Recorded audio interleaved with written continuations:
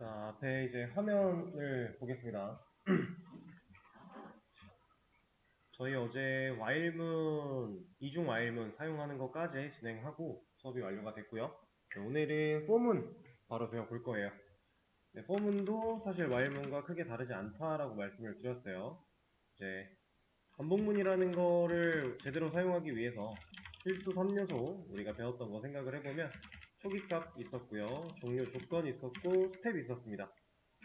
자, 이 세 가지 요소는 와일문이든 포문이든 상관없이 다 필요하다라고 말씀을 드렸습니다. 그래서 지금 현재 이 와일의 상태를 제가 for로 구조를 좀 바꿔볼 거예요. 한 번에 두 개를 다 보면 헷갈릴 거니까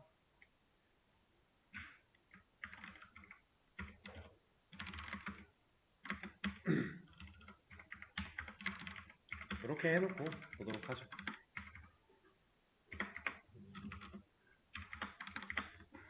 이러면은 지금 현재 바라보고 있는 이 코드의 실행 결과를 우리가 예측을 한다라고 했을 때 테스트 1, 테스트 2, 테스트 3이라고 나오는 거는 쉽게 예상을 하실 수 있겠죠. 문자와 이 숫자 이어붙이기 되는 거니까. 자, 이걸 가지고 포문으로 바로 고쳐볼 거예요.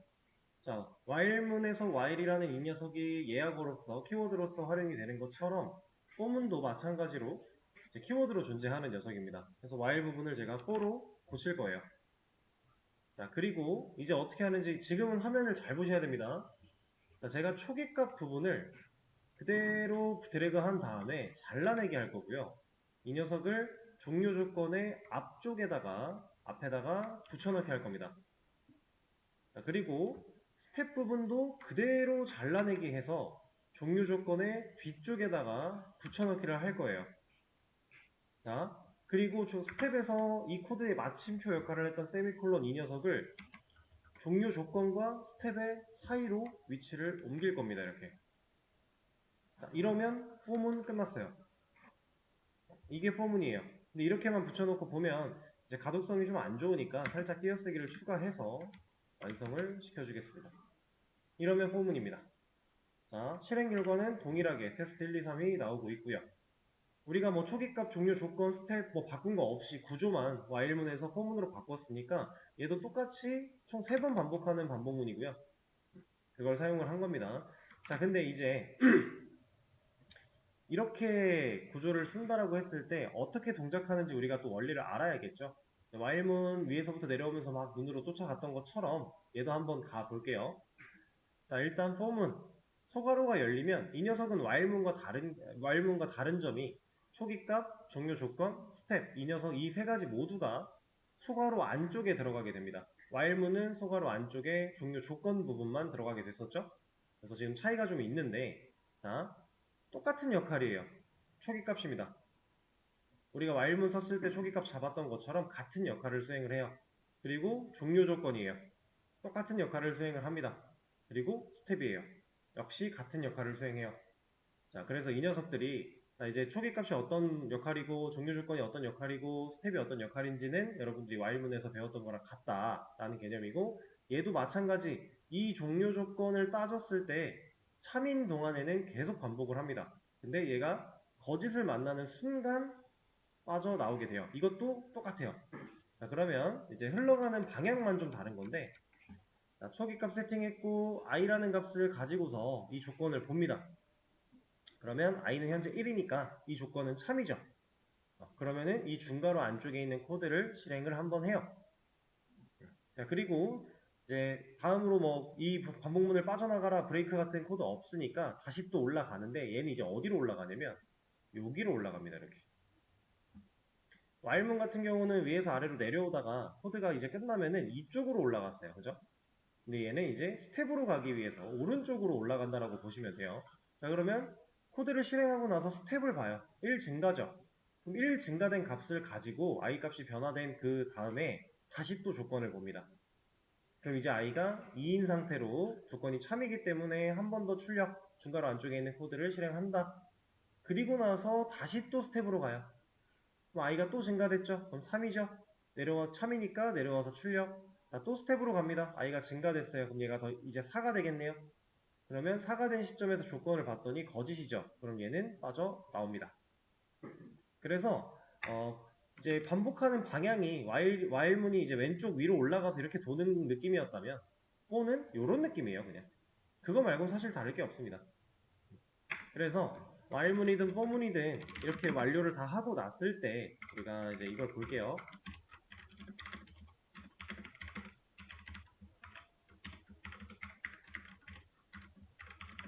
지금 똑같은 코드를 작성을 하고 있는 겁니다.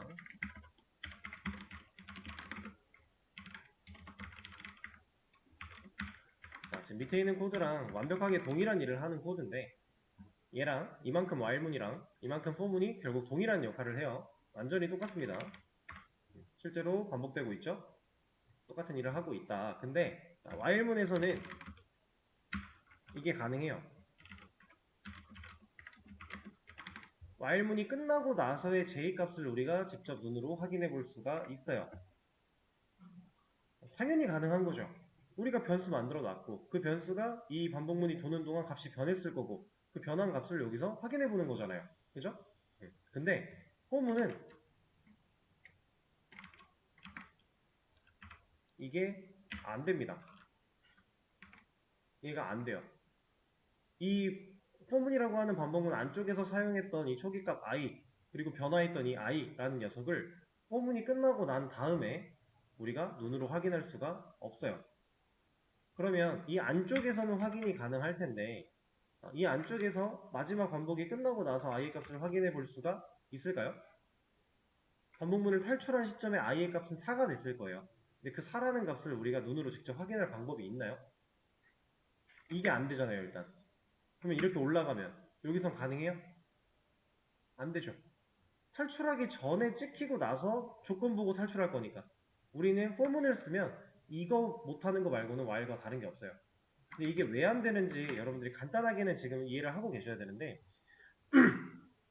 자, 자바에서 우리가 변수 배울 때 같은 이름으로 변수를 선언할 수 없다라는 조건이 있었어요. 근데 그 조건에 좀 특수한 경우가 하나 붙었었죠.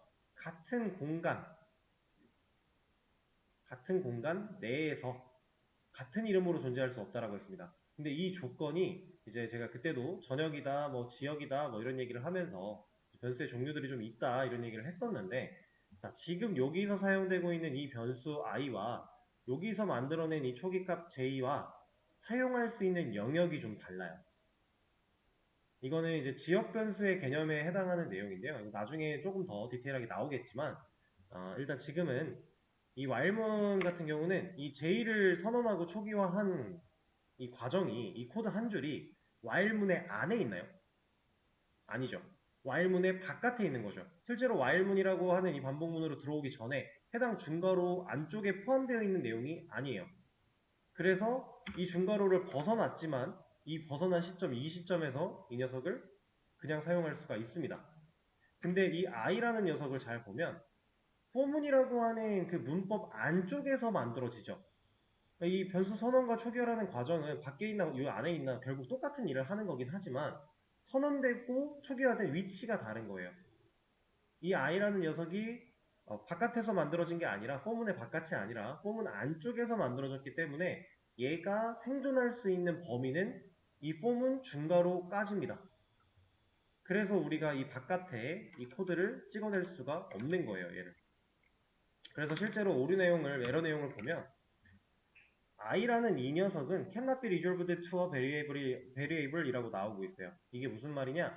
i라는 이 변수는 선언된 적이 없어 라고 하는 겁니다. 그 말이에요. 그래서 이제 while문과 for문을 쓸 때 여러분들이 좀 주의해야 되는 사항은 이 초기값에 해당하는 변수 이 녀석을 이 반복문의 바깥에서 쓸 수 있냐 없냐의 차이입니다. 자, 그러면 혹시 이건 어떨까요? 이 초기값이 들어오는 이 자리가 결국에는 변수를 선언하고 초기화하는 과정이었어요. 그죠? 그렇다는 건 제가 이렇게 한번 해볼게요. 여기다가 int i를 만들어내고요. 여기서 i의 값을 초기화를 해볼게요. 우리 선언과 초기화 나눠서 할 수 있었죠. 그거랑 똑같은 개념입니다. 자, 여기서 선언만 한 거고요. 초기화를 이 안쪽에서 진행을 했어요. 그러면 이 변수는 포문의 바깥쪽에서 만들어진 녀석이니까 이 바깥쪽에서 지금 썼을 때 에러가 안 나죠. 자, 그러면 우리가 예상한 결과대로 이 반복문의 결과 다 나올 거 다 나오고 나서 i의 값이 4가 되어 나올까요? 나옵니다. 안 될 이유가 없는 거예요. 우리가 배웠던 변수의 개념, 선언과 초기화, 그거 우리는 어긴 게 없잖아요. 문제될 상황이 하나도 없어요. 그래서 실제로 이제 뭐 반복문을 사용할 때 물론 이렇게 쓰는 경우는 거의 없습니다. 없는데 만약에 이 안에서 사용했던 i의 값을 홈은 바깥쪽에서도 활용해야 되는 상황이 온다라면 우리가 배웠던 이 개념을 활용해서 이렇게도 가능하다. 만들어낼 수 있다라는 거예요. 근데 이렇게 안 하고도 방법은 하나 또 있어요. 되게 쉽게 생각할 수 있는 방법이 하나가 또 있는데 뭐냐면 지금 이건 이제 지울게요. 이 포문에서 i의 값은 1부터 시작해서 3까지 1씩 증가하죠. 그게 우리가 지금 눈으로 보고 있는 조건이고 실제로 실행시킬 조건이잖아요. 그죠? 근데 우리는 이런 식으로 생각할 수 있는 거예요. 만약에 내가 필요한 그 숫자 값이 필요했다, i의 값이 필요했다면 그냥 이렇게 변수 하나 만들어 놓고요. 이 녀석의 값을 증가시키는 겁니다. 똑같이 i랑 똑같이 증가될 수 있게끔 만들어 주는 거예요. 대신에 이제 우리가 여기서 이제 num이라고 하는 저 녀석이 가지고 있는 값을 출력을 한다라고 하면 당연히 얘는 4가 나와요. 얘가 4가 나오지는 않아요. 얘는 3이 나오죠, 3이. 근데 우리가 이제 스텝이 1이었으니까 뭐 1 더 플러스해서 생각을 할 수 있다던가 이런 식으로 뭐 응용할 수 있는 방법은 물론 있어요. 근데 뭐 굳이 이렇게 할 필요도 없고 그냥 i 값을 밖으로 빼서 만들어도 상관은 없다. 그리고 i라는 이 변수는 우리가 초기값 그냥 변수였잖아요. 그러면 이름을 이런 식으로 만들어도 실질적으로 전혀 상관이 없다. 이렇게 해도 결과는 잘 나와요. 변수 이름일 뿐인 거니까. 그리고 i라는 그 이름은 그냥 인티저의 약자로서 사용이 된다고 했죠. 그러니까 사실상 뭐 크게 상관은 없다. 근데 여러분들도 이제 조금 더 자바가 익숙해지고 다양한 자바 코드들을 보다 보면 느끼시겠지만 반복문에서 이 초기값을 정하는 이 변수의 이름은 보통 진짜 보통 여기를 크게 벗어나지 않아요. 이거 세 개를 거의 벗어나지 않습니다. 그리고 실질적으로 뭐 이게 지금 보시면은 제가 i, j, k 이거 그냥 이클립스가 자바 사용했을 때 알아서 만들어주는 그냥 랜덤 변수 이름 중에 하나인데 while문을 썼다라고 가정을 하면요. 이제 저거 잠깐 걸고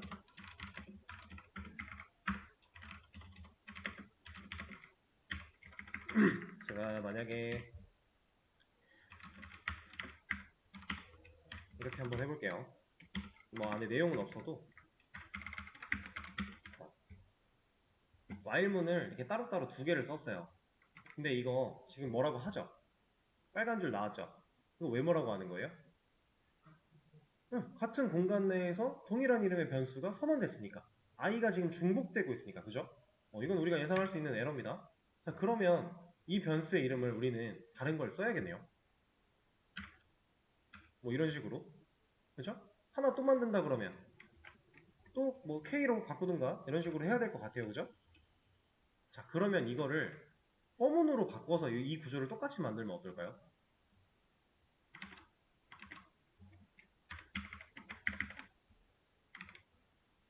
얘는 뭐라고 하나요? 안 하죠. 아까는 여기서 만들었기 때문에 이 바깥에서 못 써서 답답했다면 지금은 안에서 만들었으니까 또 써도 문제가 없는 거예요. 그렇죠? 각각의 이점이라는 게 존재한다라는 느낌으로 봐주시면 돼요. 근데 실질적으로 일반적인 반복문을 돌릴 때는 포문을 가장 많이 쓰고요. 이 포문에서도 보통 i 가지고 많이 처리합니다. 포문 안에서 뭐 jk까지 쓸 이유도 딱히 없어요. 근데 대신에 이렇게 간다면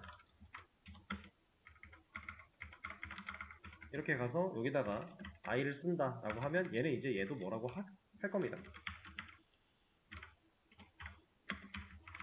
이렇게 썼다면 얘는 이제 뭐라고 해요. 왜냐면 얘는 같은 공간 내가 맞으니까. 이 포문이라고 하는 안쪽에서 선언이 됐는데 그 안쪽에서 또 선언이 된 거예요. 그럼 같은 공간으로 본다라는 거죠. 그래서 이럴 땐 또 안 된다. 그래서 얘는 j로 바꿔줘야 된다. 이런 식으로 생각을 하시면 되겠습니다. 이게 가장 기본적인 포문의 형태였고, 제가 아까 while문에서 for문으로 바꾸는 거 보여드렸죠. 그렇다라는 건 for문에서 while문으로도 바꿀 수 있겠네요. 어떻게? 초기 값 잘라서 위로 올리고, 스텝 잘라서 내가 반복해야 되는 코드 아래쪽에 넣어주고, 세미콜론 위치 정상화. 이러면 끝났습니다. 키워드 바꿔주고. while문과 for문 왔다 갔다 하는 거 전혀 어렵지 않죠? 근데 이제 이런 게 있어요. 제가 일반적인 상황에서는 반복을 할 때 for문을 주로 사용을 한다라고 했는데, 왜 for문을 주로 사용을 하냐면 막 엄청나게 이유가 있는 건 아닙니다. 그냥 그렇게 약간 굳어졌다의 느낌이에요.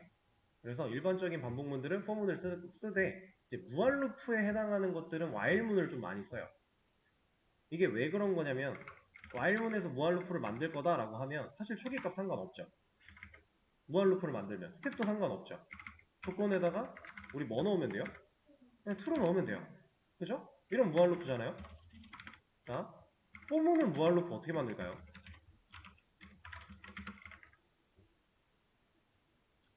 한번 생각을 해볼게요. 얘는 무한루프를 어떻게 만들까? 지금 우리는 while문에서 무한루프 만들 때 이거 어차피 무한루프로만 쓸 거니까 초기값 상관없고 스텝도 상관없어서 뺐어요. 그죠? 값을 안 넣었어요. 그리고 조건에 true 넣었죠. 이거를 포문에 사용됐던 그 위치 그대로 한번 생각을 해보면 초기값 없어요. 마침표를 찍는 겁니다. 그리고 조건 넣어줘요. 그리고 얘는 마침표 찍어야죠. 그 다음 스텝이 필요했죠. 스텝 없잖아요. 얘 지금 에러 나나요? 안 났죠? 이게 포문의 무한루프입니다. 근데 여러분들이 한 가지 아셔야 되는 건, 이렇게도 쓸 수 있지만 실질적으로 포문 가지고 무한루프를 만들 때는 이 조건조차도 넣지 않아요. 마침표만 2개 찍어주면 얘는 무한루프가 됩니다. 그냥. 이렇게도 가능해요. 그러니까 둘 다 완벽하게 서로 호환을 할 수 있다는 얘기인데, 그럼에도 불구하고 무한루프는 while문 가지고 좀 많이 하는 편이고요. 일반적인 반복문들을 포문 가지고 많이 하는 편입니다. 그리고 이런 것도 가능하지만 사실 여러분들 이런 것도 다 가능한 거예요.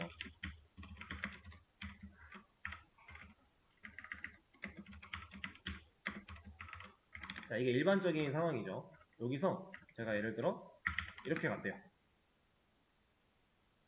이거 무슨 얘기예요? i의 값이 1부터 3까지 커져야 되는데 우리를 스텝을 뒤로 가게 했어요. 무한루프 아닌가요?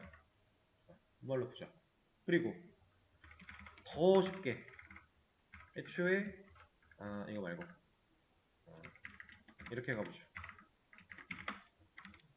저건 조건 자체가 참이잖아요. 이것도 당연히 무한루프입니다. 그러니까 이 안에 넣을 수 있는 것들을 우리가 너무 어렵게 생각하려고 할 필요가 없어요. 그냥 우리가 배웠던 개념, 그리고 상식적으로 가능한 범위에서 생각을 해보면 넣을 수 있는 거 다 넣을 수 있는 거고, 그렇게 했을 때 내가 생각한 대로 움직일 수밖에 없는 거예요. 얘는 그렇게 만들어진 녀석이니까. 그래서 포문으로도 무한루프를 쓸 수 있고 while문으로도 가능하고 완벽하게 서로 호환이 가능하다. 다만 실질적으로는 이렇게 포문 가지고는 무한루프 잘 안 씁니다. 이렇게 써도 이것도 편하죠. 나쁠 건 없어요. 근데 이상하게 펌을 가지고는 안 하더라고요. 저도 이제 웹 개발이나 이런 것들을 진행을 쭉 많이 오랫동안 해오면서 코드를 봤을 때 이렇게 무한루프 쓰는 사람은 본 적이 없어요. 진짜 한 번도 못 봤어요. 문법상으로 분명히 있는 거고 안 될 게 아닌데 경험해 본 적이 없습니다. 이거는 이제 있죠. 무한루프를 실제로 이렇게는 많이 쓰는데 이건 한 번도 못 봤고, 그리고 일반적인 반복문 상황인데 while문 쓰는 사람도 본 적이 없어요. 이상하게 그렇게 자리를 잡았습니다. 그래서 폼은 자, 그러면은 이것까지만 얘기를 하고 마무리를 할게요. 폼은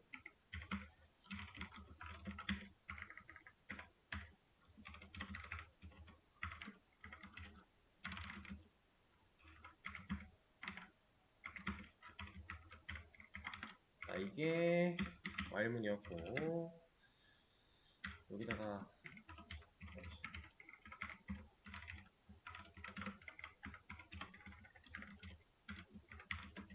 어제 우리가 마지막에 풀었던 문제를 다시 재현을 하고 있는 겁니다. 이렇게 했다라고 했을 때 지금 이거를 포문으로 바꾼다라고 하면 우리가 초기값 떼서 조건의 앞에 붙이고 스텝 떼서 조건의 뒤에 붙이고 세미콜론 위치 바꾸고 이런 거 했었죠. 자, 바꿔요. 초기값을 뗍니다. 자, 이렇게 떼는 이 초기값은 여기로 가야 돼요? 일로 가야 돼요? 위에요? 아래요? 위죠? 이건 별로 안 헷갈리실 거예요. 당연히 위로 가야 될 것 같아요. 자, 그럼 스텝을 뗍니다. 이 녀석은 어디로 가야 돼요? 위에요? 아래에요? 위죠? 이거 헷갈리시면 안 됩니다, 여러분들. 여러분들이 이제 완전히 포문 자체를 그냥 익숙해지기 전에는 와일문에서 포문으로 넘어가는 게 더 쉽게 느껴질 수 있어요. 왜냐면은 와일문은 이제 어제 공부를 했으니까 하루 더 일찍 배웠으니까 머리에 그래도 남아 있거든요. 그럼 반복문을 포문으로 바로 쓰는 게 어려우면 와일문으로 써놓고 이렇게 구조를 바꾸셔도 돼요. 바꿀 때 겹겹이로 반복문이 쌓여 있으면 이것만 주의하시면 돼요. 내가 잘라서 어디다 넣어야 되는지만 명확하게 체크하세요. 그리고 이 녀석도 마찬가지. 자, 꼭 넣어주고 넣어주고 이렇게. 자, 그럼 어제 우리가 마지막에 풀었던 문제 1, 2, 3이라고 하는 출력값을 총 10번 찍어내는 그 문제가 이렇게 해결이 된 겁니다. 만약에 여기서 J 찍으면 어떻게 돼요?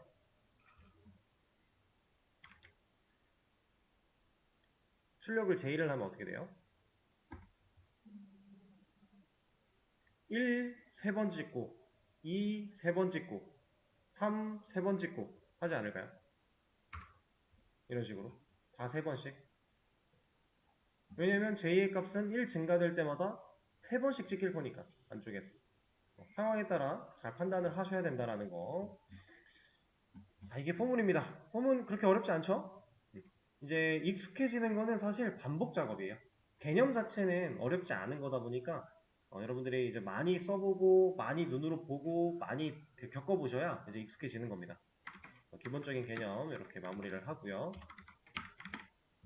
자, 문제를 또 2개 열어드릴 거예요. 근데 이 문제는 어제 풀었던 반복문의 기본 활용 문제보다는 조금 고민을 해보셔야 될 겁니다. 그리고 지금 열어드린 이 문제는 while문으로 푸셔도 되고 for문으로 푸셔도 돼요. 둘 다 상관은 없어요. 대신에 while로 푸셨다면 다 풀고 나서 for로 변경해 보시고요. for로 푸셨다면 마지막에 while로 변경해 보시고 이렇게 2가지 경우를 다 한번 체크를 해보시면 좋을 것 같아요. 자, 문제 2개 열었고 수업 페이지 새로 고침해 보신 다음에 풀어보시면 되겠습니다. 시간을 드려볼게요. 자, 여러분 이제 앞에 화면 볼게요. 아까 잠깐 돌아다니면서 보니까 이제 감을 잘 잡고 오시는 분도 계시고 아직 좀 감을 못 잡은 분도 계시고 했던 것 같아요. 자, 이 문제 같이 한번 볼 겁니다. 그리고 이 문제를 보면서는 여러분들이 이러한 그냥 기초적인 문법 활용 문제가 아니라 사실 뭔가 생각을 해야 되는 문제는 어떻게 보면 처음이에요. 그 전에 풀었던 문제들은 완전 다 기초 문법에 관련된 문제인데 얘는 그 문법을 활용하는 약간의 생각을 더한 문제라고 보실 수 있어요. 그래서 이런 녀석을 풀 때 문제 상황이거나 아니면 내가 뭔가를 만들고자 하는 상황이 됐을 때 어떤 식으로 생각을 발전시켜야 되는지 그거부터 얘기를 드리면서 설명을 할 겁니다. 자, 1번 문제가 지금 1부터 5까지의 합을 더한 결과를 출력해야 돼요. 그러면 여러분들은 저 문제를 일단 좀 끊어서 읽어보세요. 우리가 해야 되는 일이 뭔지 먼저 생각을 해보는 겁니다. 최종적으로 해야 되는 거 출력이죠, 출력. 근데 뭘 출력해야 돼요? 더한 결과예요. 그쵸? 우리가 출력해야 돼. 마지막엔 출력해야 돼요. 근데 그 더한 결과를 출력을 해야 되는데 자, 그 우리가 더한 결과라는 거를 만들어내기 위해서 해야 되는 일은 뭐예요? 결국에는 이걸 하고 싶은 거죠.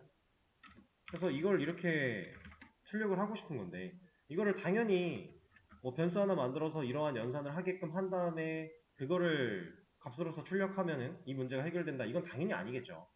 우리는 이제 반복문이라고 하는 혹은 조건문이라고 하는 변수 이런 개념들을 다 활용을 해서 할 수 있는 만큼 활용을 해서 이 문제를 해결하라고 문제를 드린 건데 우리가 해야 되는 일은 결국 이겁니다.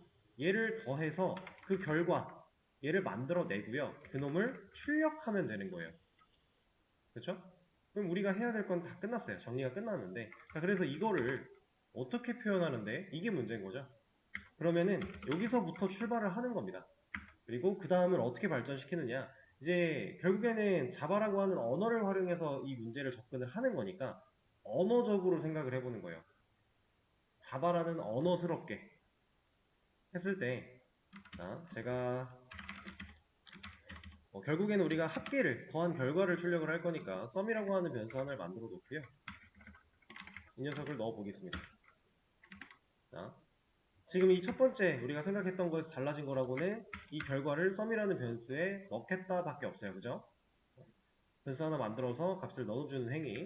그리고 최종적으로 우리가 해야 되는 거는 결국 이 썸을 출력하는 행위예요. 자, 언어적으로 지금 접근하고 있는 겁니다. 자, 근데 이렇게 연산을 단순 노가다로 하는 건 당연히 아닐 거고, 예를 들어 문제가 1부터 막 한 1000까지 합을 구하라고 하면은 이렇게 못 쓰잖아요. 그럴 때 이제 우리가 간단하게 해결할 수 있는 방법이 뭐가 있을까를 생각을 해보는 건데, 자, 하나씩 쪼개보는 겁니다. 자, 썸이라고 하는 변수한테 지금 1을 넣어놨어요, 처음에. 그리고 이 썸이라는 변수한테 원래 있던 1을 살려놓은 상태로 2를 더해보는 거예요.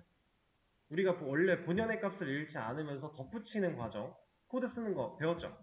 자, 그거 해보는 겁니다. 그럼 이 녀석은 결국 이렇게 압축이 되겠네요. 자, 똑같은 방식으로 3을 더할 거고요. 똑같은 방식으로 4를 더하고 5를 더해냅니다. 자, 이것도 조금 더 의미를 확실하게 만들어 보자면 이렇게 쓸 수 있겠죠. 썸은 0부터 시작을 하는데 원래 갖고 있는 그 0이라는 값을 잃지 않으면서 1 더하고 1 잃지 않으면서 2 더하고 이런 식으로 순차적으로 쌓아내려 왔어요.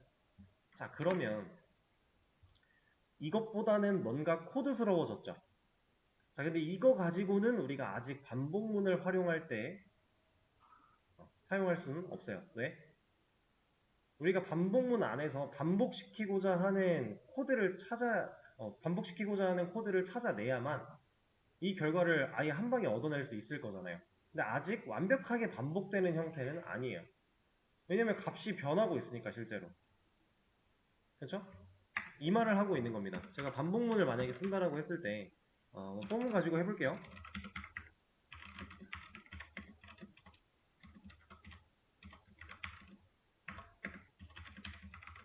자, 이렇게 반복문을 사용한다라고 했을 때 우리가 결국 더해야 되는 과정이 5개니까 5번 반복하는 반복문을 썼어요.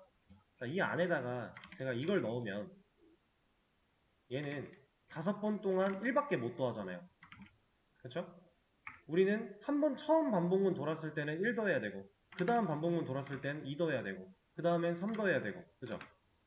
그러니까 이렇게 완벽하게 반복되지 않고 값이 실제로 변하는 부분이 생기면 이 반복문 안에다가 그대로 넣지는 못한다는 얘기예요. 그래서 우리는 지금 이렇게 만들어진 이 녀석을 얘를 완벽한 반복의 형태로 모양을 바꿔야 됩니다. 근데 잘 보세요. 지금 이만큼은 동일하죠. 달라지는 건 1부터 5까지 1씩 증가하는 거 말고는 없네요. 자, 근데 우리가 어떠한 값을 1씩 증가시키는 걸 지금까지 되게 많이 했어요. 그렇죠? 자, 그걸 활용하기 위해서 쉽게 생각하면 이런 게 있었죠. i의 값 가지고 1로 놓고 여기다가 i를 씁니다. 그럼 여기서 문제 없죠. 그 다음 밑으로 이 코드가 실행되기 전에 i의 값을 2로 바꾸면 그럼 이 코드는 우리가 원하는 대로 2라는 숫자를 더해주겠네요. 그거랑 마찬가지로 얘를 3으로 바꾼 다음에 i를 더하면 그죠? 마찬가지 4로 바꾸고 i를 더하고 5로 바꾸고 5를 더하고 i를 더하고 이렇게 결국은 이렇게 써도 되겠네요? 같은 말이잖아요. 그렇죠? 같은 결과를 도출을 할 겁니다. 자, 근데 이렇게 했을 때 완벽히 반복되고 있나요? 아직은 아니에요. 왜냐면 i에 들어가는 이 값이 계속 바뀌니까. 사실 이 값이 바뀌고 있다는 건 이 존재만으로도 사실 힌트죠. i가 1씩 증가하고 있다. 그리고 이 더해지는 이 과정에서는 우리가 완벽히 똑같이 코드가 반복되는 상황을 찾아냈으니까 i 부분만 해결을 하면 되겠네. 자, 그럼 i의 값을 변화를 1씩 증가시키는 걸로 시켜준다면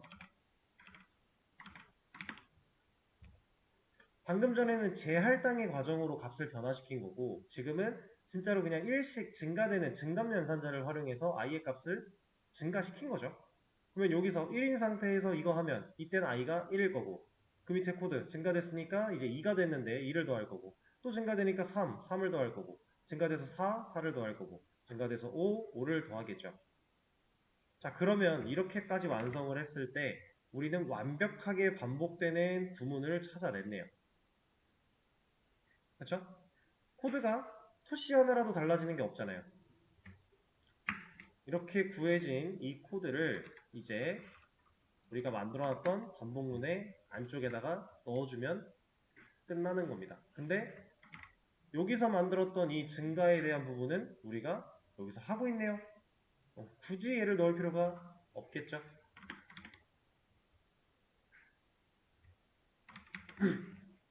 이렇게 가는 겁니다. 자, 그러면 합계가 잘 나올 거예요. 이렇게 더해지는 과정마다 출력을 해보고 싶다면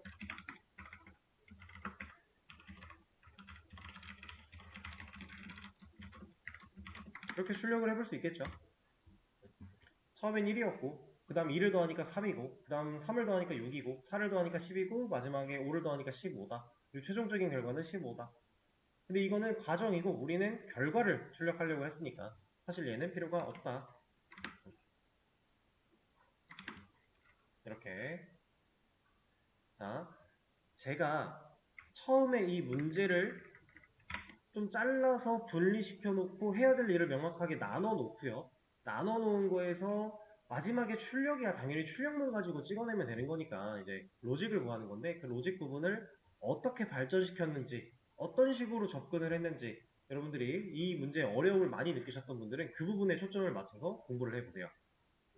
결과적으로 우리가 이 언어를 자바라는 언어를 배워서 이런 문법 문제 풀려고 언어를 배우는 게 아니에요.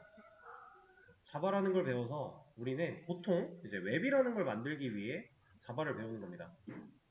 자바는 거의 뭐 여덟 아홉은 웹 쪽으로 연계가 되니까 이거 하려고 배우는 건데 웹 안에는 수많은 기능들이 있어요. 그냥 당연히 이렇게 문법적인 기초 문법을 활용해서 처리할 수 있는 기능이 있는가 하면 그렇지 않고 좀 로직이 필요한 이런 알고리즘적인 이해가 필요한 지금 이건 알고리즘이라고 보기도 뭐하지만 어쨌든 그 로직이라고 하는 그 프로세스 흐름을 가지고 개발해야 되는 경우가 많단 말이죠. 그러려면 이런 생각을 할 수 있는 그 능력치를 우리가 많이 키워 나가야 돼요. 그래서 여러분들이 코드.org를 많이 해야 됩니다. 얘를 많이 하시면 이런 로직 생각하는 데 도움을 되게 많이 줘요. 코드업 문법이에요. 프로그래머스 문법입니다. 기초 문제들은. 근데 코드.org는 이제 이런 생각을 할 수 있는 힘을 길러주니까 많이 하셔야 되고요. 그리고 제가 한 단계 한 단계 발전시켜 나갔던 것처럼 여러분들도 아직 우리가 공부를 하고 있는 중이니까 이 문제를 딱 봤을 때 어떻게 코드를 짜야겠구나가 처음부터 끝까지 한 번에 절대로 안 그려져요. 이거 안 됩니다. 이거 되시는 분들은 잘하고 계신 거긴 하지만 안 되는 사람이 더 많아요. 당연히 안 되는 거예요. 그러니까 내가 안 된다고 이걸 슬퍼할 게 아니라 여러분들은 어떤 연습을 해야 되냐면 이렇게 내가 목표한 결과치가 이렇게 생겼다면 얘를 나눌 수 있어야 돼요. 이렇게 좀 잘라야 돼요. 잘라놓고 내가 할 수 있는 것부터 하나씩 하나씩 그냥 해나가는 겁니다. 근데 이것도 순서대로 할 필요도 없어요. 그냥 할 수 있는 것부터 하나씩 하나씩. 이렇게 하는 방식이 이제 투두리스트라고. 실제로 여러분들이 이제 뭔가 문제를 해결해 나가는 방법 중에서 되게 중요한 방법론인데 할 수 있는 목록을 해야 될 목록을 적어 놓고요. 그 목록에서 내가 할 수 있는 것부터 지워 나가는 거예요. 속어법으로 완성을 시켜 나가는 거죠. 그렇게 가야지 저도 지금 여러분들 앞에서 강의를 하고 있는 저 같은 경우도 뭔가 어떤 기능을 딱 만들려고 할 때 이 기능은 이렇게 만들어야 되니까 여기서부터 이제 코드를 써내려간다고 했을 때 쭉 써내려가서 얘를 완성시킨다 이렇게 못 만들어요. 이거 안 돼요. 이렇게 개발하는 사람은 없어요. 우리는 어떻게 하냐? 위에서부터 쭉 써내려 가지만 필요에 의해서 다시 올라가서 추가하기도 하고 그 다음 또 내려가다가 지금 여기 이걸 하려면 밑에 있는 뭘 좀 건드려야 되겠네요. 밑에 있는 걸 하기도 하고 이렇게 왔다 갔다를 계속 하는 거예요. 개발할 때. 절대로 쭉 내려오는 개발은 없습니다. 이런 거 없어요. 이렇게 개발을 한다라는 건 어떤 의미냐면 그 내가 만들고자 하는 프로그램을 처음부터 끝까지 완벽하게 꿰뚫고 있어야만 해요. 근데 그거는 없죠. 개발이라는 건 만들어내는 거예요. 기존에 있던 걸 모방하는 게 아니라 똑같이 가져오는 게 아니라 새로 만드는 겁니다. 그러면 이걸 완전히 꿰뚫고 있을 수는 없어요. 내가 똑같이 해봤던 거라도 조금이라도 다를 수 있다는 거고 상황에 따라서 이렇게 개발하는 거 없으니까 한 단계 한 단계 좀 차근차근 생각을 해보자. 앞으로는 이런 식으로 활용하는 문제들이 좀 나올 수도 있는데 그럴 때 이제 생각의 방향을 잘 잡아서 고민을 해보시길 바랍니다. 그리고 이번 문제까지 하고 쉬는 시간 가질게요. 너무 쉬운 거니까. 자, 마이너스 100부터 25까지. 그러니까 위의 문제랑 다른 거는 시작하는 출발점이고요. 그 다음에 끝나는 종료 지점이에요. 그럼 우리가 이 초기 값을 어디에 넣어요? i에 넣어주면 되겠죠. 똑같이 초기 값의 개념이었으니까. 그 다음 25까지래요. 종료 조건이 25까지. 자, 마이너스 100에서 25까지 가려면 양의 방향이죠. 점점 커져야 돼요. 그럼 우리는 이거를 건드릴 필요가 없겠네요. 부등호랑 스텝을 다 더하면 마이너스 4725가 나온다고 합니다. 이렇게 자, 배웠던 개념들을 적절하게 이제 활용을 하면서 문제를 풀어봤어요. 자, 그러면 이제 반복문에 대한 내용은 여기서 마무리를 할 거고요. 이제 여러분들이 다른 개념 또 배우면서 반복적으로 활용해야 되는 게 있으면 당연히 반복문을 그때그때 쓰는 거예요. 조건문도 그렇고 이제 배웠던 거 계속 누적이니까. 자, 그러면 다음 시간에는 우리가 이제 대망의 객체에 대한 얘기를 시작해 보도록 하겠습니다. 자, 일단 쉬는 시간을 먼저 가질 거고요.